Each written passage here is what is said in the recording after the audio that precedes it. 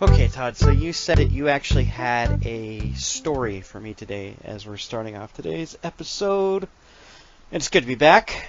It is good to be back. Been very busy, actually, so sorry, audience, this is a public service announcement, but being a dad in the fall, being a stay-at-home dad in the fall is technically challenging, right? There's a lot going on. We got swim class, we've got preschool, co-op, I've got a teach class. Heck, today I have to actually move wreaths, if I can actually say that. You don't want to hear my pain, do you, Todd? Of course I do. I've been through it. Poor old Todd today, too. We've got technical challenges on my end. I cannot find my camera, so he's looking at nothing. Yet That's not true. I can look at you. Yeah. I'm not looking at nothing. I'm looking at a fixed picture of you. I'm just picturing your mouth moving. Right, yeah, exactly. Well, I'm glad I took a new picture within this last year. Yeah. Okay, well, I have 2 quiz questions for you on 2 different topics. Yes. Can you handle that? Yeah, I can. Well, we'll see, right? Okay. First question. Sure. And we've dealt with this topic before, so this is a continuing saga. If you have a child away at college, how often should you communicate with them each week? This is like Family Feud, the lightning round. Isn't that their determination? She's an adult now. Technically speaking. Is it? Do you feel like you deserve a call? No, not necessarily. So you feel like you need to call? Because what you're not even saying you're saying, do you need to call? You're just saying, you're just making the assumption that you will call. It's not so much a call, it's communication, broader sense. Oh, like just a text? Hey Emma, how's it going? That's all you need, right?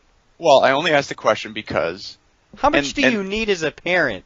No. This isn't a need thing. This isn't me pining away. This is, we've talked about this before. I get this question often from people. Often. Do you hear from your child? Oh. Are you hearing from your child? What do you hear from your child? So there is this societal expectation that we are in communication, which we are. So my question to you is, how much, if your child is away at school, should you hear from them every day? Should you hear from them a couple times a week? What's reasonable? That is just a question that it's a tough. I know there's not an easy answer. Well, to that, it's a weird one because she's an adult now, and there is a little bit of a, hey, you're off the hook. You're not responsible for her anymore. Although I'm sure you're sending some money here and there, right? There's some contracts that yet are still ongoing, right? In this deal, this business deal. Yes. It's confusing because you're like, now it clearly is, because like my children right now, they're dependent upon me. I can't just send them away somewhere or they'll go hungry or something, right? Correct. I'm not even in that spot to even comprehend what you're talking about. It's so perplexing to say that there's a part of me that I don't even know how to answer that question because I'm just not even close to being there. But the only thing I have is my experience from college, and I remember thinking, I need to contact my parents, and or an urge to talk to my mom or dad once a week, more my mom specifically. Sure. Like it's just a part of your routine. Growing up in the house, you just have an expectation that you're going to communicate with your parents at the very least once a week. Now, I think the first week of college, I was probably calling, like the first week of college, probably once a day. This is my day, right? But as time went on, it was like, I think at the end, I was like maybe once a month, right? It became less and less. Then when I got married, my wife said, hey, you got to stop calling your mom every week. Okay. Right? No, she didn't say that. She didn't say that. That's not how Jolene functions. She had mentioned it. She thought it was unusual that I communicated with my mom once a week. She didn't say stop. She said, "Hey, it's kind of weird that you talk to your mom once a week." I don't do that, right? It's nice. It's nice that you talk to your mom. Right. Your mom's a nice lady. She is. So please, again, internet, please. I'm not trying to throw my wife under the bus. That was not my intention. No, even though you just did. Well, sometimes it's the way I feel. Like, if she's just, this is a marriage thing, but if she's just mentioning something, it says to me something else. Like, she says, why? Gee, you call your mom once a week, and that says to me, why is she talking about that, right? Yes, if we may stereotype, our wives don't usually just say something just to say something. We do, Yes, because we have random thoughts. True. That's so true. Yes, exactly. Thank you. If my wife ever says something, and then I say why, and she says, "Oh, I was just wondering," and I go, "No, you weren't." Guys just wonder. Guys just have these random thoughts where they That's just right. go, That's "Oh, right. wonder if there are any pancake houses in New Mexico." Right. Yes, exactly. Oh my goodness, yes. So yeah, I realize I'm giving you a scenario where you can't really wrap your brain around that right now, because if I said to you, "Hey, try to picture a scenario where you don't talk to your daughters right now for, say, 5 days at all," that's not where you are right now. No, it is certainly not. You're in hardcore, close contact, constant So, interaction. what's interesting about that pop quiz is it's not something I've prepped for. That's the issue, is that I've not had this discussion with my wife. It's so far off the radar. Well, hence it being a pop quiz. It's not even a discussion, but it's got to be strange. It's got to be a very strange thing for you and Laura to kind of determine how often you should be communicating with your daughter. I'm assuming there's just some instinctive things that I just need to talk to Emma because she's my girl. Yeah, and there are the procedural things, there is the informational things, there is the, hey, don't forget about this, or hey, I want to let you know this, and a lot of it is sort of information driven. And again, there's no real answer to this, and some of this is a ramp up, because again, through high school, and you remember this, in high school, your children are starting to kind of step away, as it were. And that's where it gets kind of interesting, because they're sort of partially on their way out, particularly if they're an active high school student. Yep. So, Okay. question So number it's a two. ramp up. Yeah. Okay. It's a Got ramp that. up. Question number 2, real fast. How do you feel about putting your child, or let me say it a different way. If your child expresses an interest in something where you're not really sure they can succeed in that thing, Okay. do you allow them to do it? Do you encourage them to do it because there's a fine lesson in failure, or do you try to protect them from that? And again, you're not quite there probably. You're starting to get there. You're starting to get there, I think, as your kids get a little older. Well, we're testing a lot of things, right? Yes. So where we've nailed it is swim lessons. They both love it. We've done a lot of it. We will continue to do it. They haven't rejected it. We tried dance lessons with Kayleen, and it was just not good. Poor old Okay. Kayleen, it just didn't work, right? And so we kind of, I'd say, steer clear of it. So neither one of them have come up to us and said, "Hey, I really want to join the Minecraft club at school." Right. I'd rather just come home and play Minecraft. Okay. Right. So that hasn't happened. And of course, and I'm sure this is important to you, is like, how much do you want to invest in it, right? Yeah, I mean, part of it is that, but part of it, I mean, there is always the investment question, but part of it is also sort of saying, okay, I want my child to succeed in life, and therefore I want them to go after things that I think they can do well at. Yeah. And particularly when you get into areas where you just don't really know how it's going to go. So I'll give you the reason for this question. My middle child, Jonathan, who is a sophomore in high school, comes to us and says, "I want to try out for the soccer team." at school. Do you know how much soccer he has played in his entire life? I'm gonna go zippity doodah, but Yeah, absolutely zero. but he's got coordination, right? He's got coordination. He's Yeah. a good athlete. He works hard. He's got a good attitude. Yeah. So what's it take to play soccer? You just kick the ball around, right? Chris and Devin are going to come over to your house and beat you up right now. You know that, right? Well, I mean, first of all, what I've always admired about him is that he will try anything. And we did have a conversation. We did sort of say, okay, that's fine. It's a worthwhile, activity. You realize you've never played. Do you even know the rules of soccer? Not the basics. Yes, kick the ball that way. Don't let the other team kick the ball that way. Yeah, I know there's strikers, there's a goalie. Yeah. Well, it's called a keeper now, apparently. Oh, sorry. Or a goalkeeper. Goalkeeper. Yeah. But just the subtleties of the rules. The timing, strategy, all this kind of good stuff. We haven't done any of that. Yep. So- Okay. Yeah. Fair enough. I just my experience with soccer is you just get out the field, kick the ball. Yes. Yeah. But here again, this is high school now. Yeah. Shin guards. Yeah. I mean, when it's little kids, I've watched little kids soccer. It's hilarious. Okay, but It listen. Yeah, I know. But isn't there a JV team for him? Like he's not going for varsity. No, he's going JV. for whatever. He's going for whatever team he can He's get a on. freshman, He's a sophomore. sophomore. So now you're in your second year of high school. You've never played this sport in your life.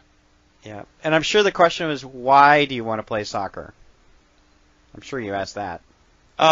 We did, and part of it was social. His friends play.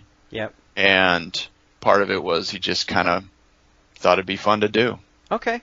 So I'll fast forward. He did go out for the team, and he did make the JV team, and he is actually the goalkeeper. Oh, there you go. Oh, that's So- why you know the technicalities. Yeah, The well, and I keeper. think it's also an interesting dilemma as a parent because, again, as I mentioned, he has no fear when it comes to trying new things. He'll just, even if you say to him, you could get cut, right? They might go to you, hey, you're a nice kid and you're running around real fast and everything, but you don't know what you're doing, so goodbye. They did cut some kids. Not everybody made the team. So I admire that about him, but that always is kind of a pause, too, to sort of say, I don't want my kid to suffer. Because I've had kids, all of my kids have had things that they didn't make. They tried out for something, they didn't make it. And that's hard on a kid. That can be really hard on a kid. You don't want them to have to go through that too often. So there you go. So now he's on the soccer team, and he's got some gloves. Yeah, and a pretty significant role, from what I understand. Yeah, he kind of does. You're blocking, you're pretty much keeping the goal. Yeah. From Yeah, getting you got gold on. I don't know what they call it in soccer. Mr. Sports is online here. That's right. Welcome back to I Don't Know Anything About Sports. That's right. Your co-host Dave. What's it take to play soccer? Well, I don't know. Kick the ball that way. I've kicked it, Yes, Well, you have. let's see. Our school is so small that experience never happened to me at BCS, right? What? That you? I always got on the team. Well, you only played one sport, didn't you? No, I played golf. I played cross country. I joined cross country, You joined cross country. and I did track. Right? You Track. did? Yeah. What Yeah, year? yeah, yeah. You did. As I recall, I think you did shot put. You did. You I did a lot of different things in track, as I recall. No, I did javelin and I did discus. You were throwing things. I was remember throwing that. things. Yes. We were on the bus. I was there. If Greg did it, I did it. I just didn't play basketball. So I just go down there and watch Greg play or watch Devin play. Okay. So But wait a minute. You didn't do. How late did you do track? I did junior, senior year. You did? Yeah, I did 2 years. Why you do were I not? there. You were totally there. I don't remember this. Yeah, I did Okay. something like the 400 or the 600. I did distance ones. It wouldn't have been the 600. There is no I did 600. the 5,000. I remember running around the track a lot. Maybe that's why you weren't successful, because there's a 400 and there's an 800. So if you were doing the 600, that means that you either kept going after the 400. Believe or me, you were there. You were there because I was there to socialize. It was hanging out with friends and having a good time. You were there. I have no doubt that I'm you were sure there you to don't socialize. remember me there because you were actually there to do something. Well, I was there to be there with the ladies and my friends. Okay, that's all right. Okay, so getting a little bit to our general topic of today. Yes, it's General Topic Day. We didn't mention that. Yeah, we got a few different topics today. Yeah, we're not doing a show as normal. We're doing we sort of are. Yeah. We sort of are. But you have a story too. I do. So, no, tell the general topic, then we'll get into my story. Well, our general topic that we were talking about is what are we trying to accomplish with our kids, just in general? Like, what's the goal of parenting? And we were talking more specifically about career. Yeah. And again, I'm closer to this than you are because I've got a daughter in college. I've got a son who's a sophomore in high school, so he's getting close to starting to think about college and that sort of thing. Mm-hmm. So that fits also into the question of, putting your kids on a path to something that they can succeed in. Yes. Right? And so here is my story. I would say about a year ago, I was sitting down with a parent while we were at the little gym with Maddie, because we're trying different things all the time with the girls. I mean, it kind of lines up with all that we're talking about. And when you actually brought up this topic, I thought to myself, well, they'll pick whatever career they want, or I don't know how much influence they have, but I had to kind of reel it back in. I thought, are you kidding me? You think about this all the time as a parent. I want them to do something amazing. Actually, one of the big concerns I have right now with, of course, for our show and all the things that are going on, the last thing I want to hear from them is, I want to be a Hollywood star. I want to be some sort of personality. I want to be a YouTube. I want to be the next PewDiePie, right? I want all these different things, and I'm like, right? That's not what I want, and I feel like I'm not sure exactly how that particular career contributes, other than in your brain, it's sort of like a get-rich-quick scheme, right? Like, if I could just get X, Y, and Z, I'll become famous, and they'll just throw cash at me, right? So if your daughters came to you and said, gee, Daddy, we're inspired by your parenting podcast, we want to do that for a living. That's a very controversial statement, Todd. Because That's right. Well, I can tell them how many years we've spent doing the podcast and not, having the great, deep, rich success that we deserve, right? Wow, we've had very rich success. Rich from a content center. Okay, anyway, continue. It takes time. It takes work. It takes effort. It takes time and work. Right. Yes. And okay. We've had our careers. You're practically retired now. I am not practically retired. I'm in my 40s. I retired at 39, I think, 37. And then I became a stay-at-home dad. My new career. That's a career. Yes, it is. All right, enough of that. So, sitting down with this parent, and this parent said, hey, have you heard about this Connections program with the Boeing Air and Space Museum? And I said, no, I have not. And she said, hey, if there's a little window left, but for the past, I can't remember, it was like a month or 2 months that they had this window open, in which if you applied your children to the Connections programs with Boeing Air and Space Museum, you could pretty much get a free, how should I say this? You get a free pass for your child from the age of 5 to 18, up until when they turn 19. So okay. if you sign up for this program, whenever you go with your child, you and your child get free passes to the museum whenever you want. Okay. You can go, and there you go. That's cool. I was extremely impressed with this. I signed up immediately, and Kayleen got the membership, and we have exploited that thing to its nth degree. We're on this mailing list, and they have all sorts of programs for kids. And I thought, this is what I want for both of my girls. If I can inspire them with flying or with space,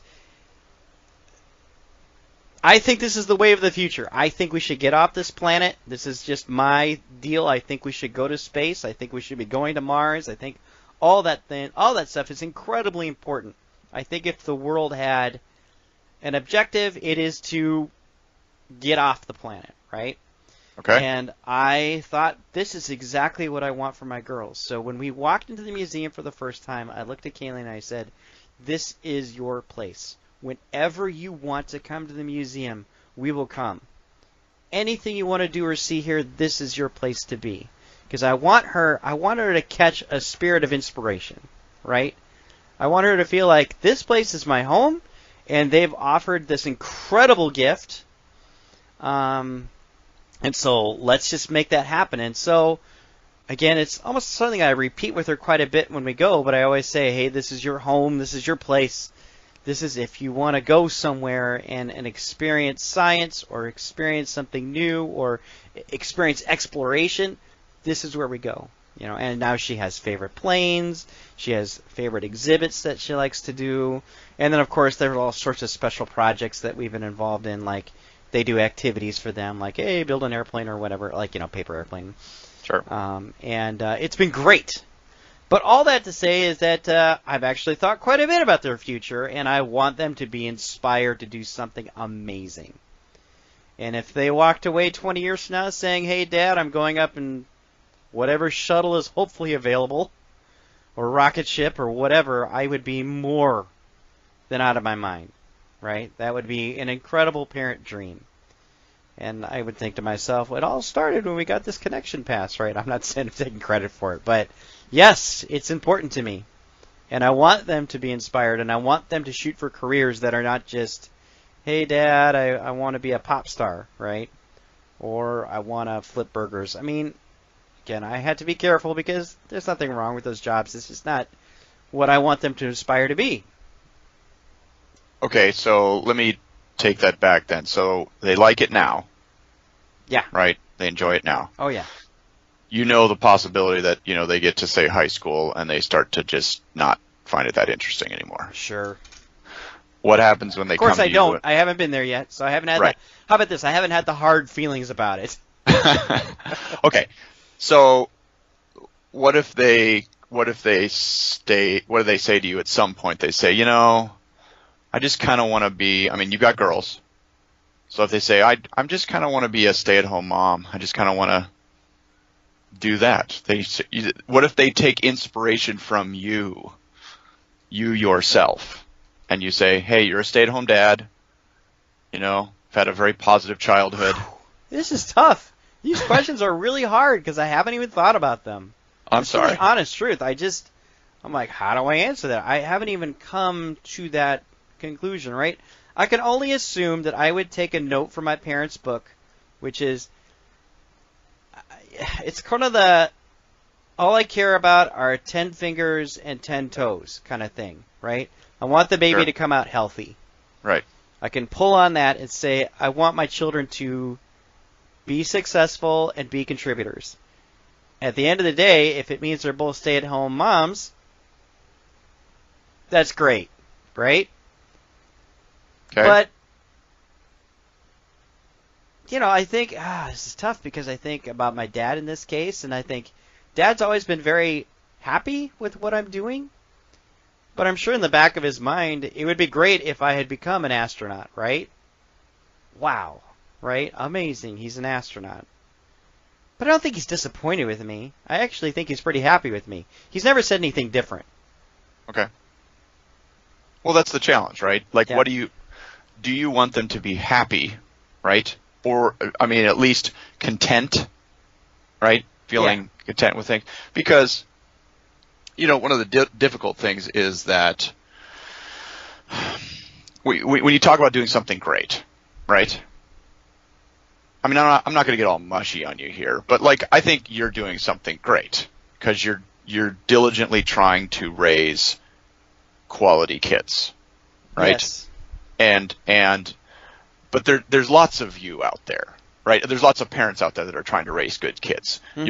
You're not rich and famous. You're not a notable person. They're not going to give you, the Presidential Medal of Freedom for being a quality stay-at-home dad. Right. So that's where I always get stuck on the do something great. I think you're doing something great, but it's not going to be something that society necessarily notices. Yes. If that makes sense. Yes, and even being in the career itself, it doesn't feel that way, right? Sure. Right. You know, there's parts of it. That's a whole different topic. We could totally talk about that sometime. But anyway, yeah, yep, Well, because the other piece of that, and I think this is also very, it's kind of a very American thing, is like we want our kids to be able to make a decent amount of money.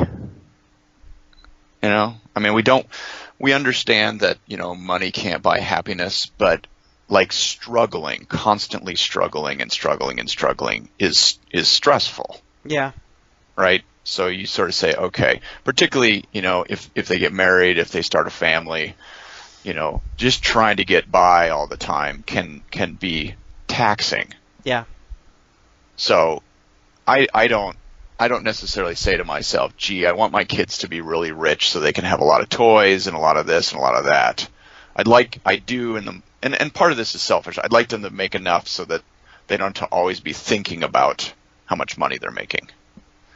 But at the same time, I know, and having, I work in higher education, I work with students, I work with parents, and I see this mentality that parents will push their kids towards better paying careers sometimes. And the reality is that I've read studies on this, that people eventually leave those better paying careers because they're not happy. They're not enjoying their work, mm-hmm. even though they're getting paid well. That's the dilemma. I mean, that's kind of the parenting mistake, if we can, right here, to sort of say, yeah, it's okay to encourage your kids to pick a career where you think they can actually make some money, right? Yep. But you don't want to just sort of say, okay, doctor, lawyer, engineer, pick one. Because if they don't want to do those things, then that's when it gets hard. Yeah. No, I remember there was a training session that we did at Microsoft, or was it a part of my interview, but or it might have been an interview question, which is, are you doing this job because it's a career? Or are you doing this job because you want to make money? Are you doing this job because, not because you had to, but there were some clever questions in there. But I always thought it was interesting that there were people out there that did just want to make money. I don't care what I'm doing as long as I'm making a pile load of money. Which, when I thought about that, I thought, oh, how unsatisfying. Even though if I'd be making a pile load of money, which would be nice, at the end of the day, I'd be miserable. Because I'd be doing something I don't really want to do. But there are people out there that are like, I want to make a pile load of money, and I don't care what you have me do, right? Within reason. Right. Which I always thought was interesting, and I think to kind of like overlay that with what you're saying is that I think there are parents like, you just need to make a pile load of money. Right. Because that'll find you what you need. You'll be able to provide a place for wherever you want to go. Right? And I think for youth, that's a real hard concept to grasp. Sure. In my middle age, I think to myself, I'd be willing actually to do, and eventually I have to look at another job. And I'm actually kind of willing to do whatever because I see that everything that I really value is at home. And I actually now would probably look at that questionnaire and say, yes, I'd like to make a pile load of money versus what I'm doing. Right. Although, isn't the happy balance, I'd like to have it all. Right? I like a career I like and make a pile load of money. Yeah. And work less. Well, and one of the challenges that we've faced as parents, and now that, for example, Emma's studying nursing at school. And so nursing is one of those fields where, she could do pretty well financially, and she can make a difference, and I think it could be a very fulfilling career for her, assuming she sticks with it. She could change her major at some point. Yeah. She did look at teaching at some point, and the tough thing with teaching is that, and I'm a teacher, and my wife is a teacher. We do fine. My kids occasionally will say, "How much money do you make?" And I'll say, "Enough." And we do okay. But it's not the type of career where you're going to be making truckloads of money. Right. I think where it gets interesting too is when you start to see that your kids have certain skills and certain gifts, and you pose questions to them. So, for example, Jonathan is great with kids. He's awesome with kids. He's always had this ability to sort of find people that aren't quite included in the group. He brings them in. He's very patient with kids. So we've said to him every once in a while, hey, have you thought about working with kids, being a teacher, being a social worker, doing something with recreation or whatever. And whenever we've suggested that, just in a very broad way, he sort of looks at us funny and sort of wrinkles up his nose and just kind of goes, eh. Right. It just doesn't, he doesn't think of that as a career, even though we can see it and lots of other people can see it. Right. They can see the fact that he is willing to work Which with goes kids. back to, Kayleen, don't you want to be an astronaut? Don't you want to fly to Mars? And she looks at me and says, but look, Kayleen, we've been going to the museum for 10 years, So, I can't say she's taken to it. And it is an interesting question at this point. Like, the people in my house, they're not completely formed yet. No, you got Right. a ways to go. Yeah. I can see they have some skills here and there, but as far as the career path is concerned, all I can do at this point is inspire, test, and see. Right? Well, and even my kids, even though they're, even though I'm the elder parent and I've got older kids, they're not formed yet either. Yeah. If Emma calls me next week and says, hey, you know what, I'm switching my major, I would go, I'd still ask questions. I'd say, okay, why are you switching your major? What's going on? That sort of thing. But at the end of the day, I'd kind of go, okay. Yeah, exactly. That's fine.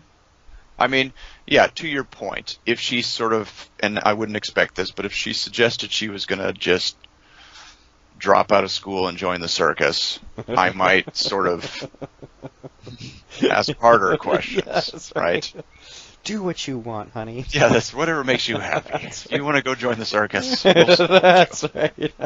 Right. So, you've got some fun stuff ahead. I do, and it's a very It's- interesting question. And I think when we got into it earlier in the pre-show. By the way, Patreon, you get into the pre-show. That's right. Well, that would assume and that we start doing our shows live. Maybe at some point we will.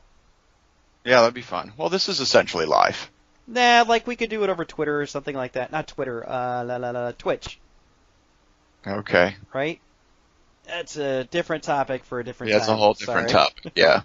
I will say this as a final thing, and you and I have sort of shied away from telling people exactly how to parent because we're not experts either, hence the name of the podcast. Mm-hmm. But I will say this is I would say to parents, particularly ones that have kids that are looking at college, don't stress so much about the major. I Right. see so many parents, and it not to say it's not important. It is. It is a key consideration, whether the school that you're looking at has the major, whether you think you have an interest in a major. Some high school kids know what they want to do, and they end up doing it. They know fairly early on, and good for them. But I see this over and over that these parents, and they pass this on to the kids too, that the kid is sitting there and they're 17 years old and they're like, I've got to figure out my entire career right now and I have no idea what I'm going to do. And you just want to go, no, stop. There is time. And Can I ask you a just different question? I'm going to stop you right there. I totally Okay. get what you're saying. I think our audience does too. But just trying to pull on you, like switching gears is a hair a bit here at the end of the show because I know we've run out a little bit of time here. I have a friend who works at Wendy's. He works with a woman who puts together meals for the folks that are coming to the drive-thru. okay, Okay? He works in Spokane. This Wendy's is in Spokane. She happens to be the fastest person he has ever seen who can put a lunch together for the drive-thru window. okay, In fact, the regional manager, whoever comes in, and will actually clock her because he just finds it completely entertaining to watch how quickly this woman can put a meal together. okay. Right? I got the burger, the fries, all the, like she can put the hamburger, everything together in record time. As a parent, would you be proud of that? Oh, and I said, I asked the guy, I said, does she inspire to be any more? She's like, She just likes this. This is what she does. And she is the best in Spokane as far as he knows. Right. And she's getting, props for it, but she doesn't want to move up. She just wants to put together meals for people as they're driving through. Sure.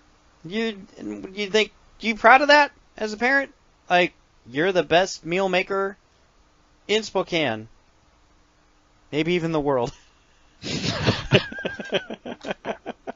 I don't know. I think to myself, wow, she doesn't aspire to be any more than that, but at her level or where she's at, she's the best. Okay. Right? I mean, at Is face that where value, that ends? Well, I mean, again, you go back to what you said before in terms of once your kids get to a certain age, once they are quote unquote adults, then you can advise them on how to run their life, but ultimately they have to make a decision on that, right? And if they say, "Hey, I'm happy with this," then you kind of go, "Okay, there you are." I mean, but as a parent, would you be proud of it? Would you go down with your camera and see how fast record your daughter putting the meals together as quickly as she ever could? She's the best. Because I can tell you at the NASA space launch, I'm recording it. Right? Sure. I'm watching my girl go to Mars, but when it comes down to being the best hamburger maker or, meal, I don't even know what you call that. There's no name for it. It's so weird. It is not what I would have envisioned them doing. But at that point, you'd be very proud, right? Sure. On some level, yes, I would be proud because, again, at the end of the day, whether you feel it deep within your soul or not, you make a decision that you're going to love your kids. You may not always love what they do, but you love your kids, and you sort of say, okay. I'll tell you, it's just thoughts I haven't even had. I'm kind of spitballing here, but I'm like, wow, I just don't even know how I would process that and how excited I might be about my daughters being the best lunch preparers in Spokane. Well, there you go. Yeah, weird. Something to ponder. So, you know what? I'm just going to hold on to my connections ticket, and we're going to be exploiting that as much as I possibly can. Science is good. As well you should. Inspire these girls. They're going to Mars. Exactly. Yes. Well, you mentioned Patreon. You can support us on Patreon if you would like. You can also listen to other episodes on Podomatic and iTunes and Stitcher and Google Play. We are everywhere. And YouTube. Yeah, the tubes. You can follow us on Twitter, Parent Mistakes, and you can like us on Facebook, Parenting Mistakes, and you can send us an email to parentingmistakes@hotmail.com. Yeah. Any topics you want us to cover, any shows you want us to evaluate, video games, movies. Video games would be tough because you don't play games. I play them occasionally. What, Bejeweled? No. Words with Friends. Hey, we've been playing a lot of Star Wars Battlefront, so there you go. Oh, are you any good? It's a horrible game, by the way, but are you any good? I find it entertaining. I'm sure you do, because you're just a casual player. I'm a casual player, so, Two, I'm done. I would guess that I'm not very good, but I don't know, so. The game it's just clunky. All right, stay on topic. Yeah, there we go. Okay. Right. Yeah. Thank you all for listening. We'll see you next time.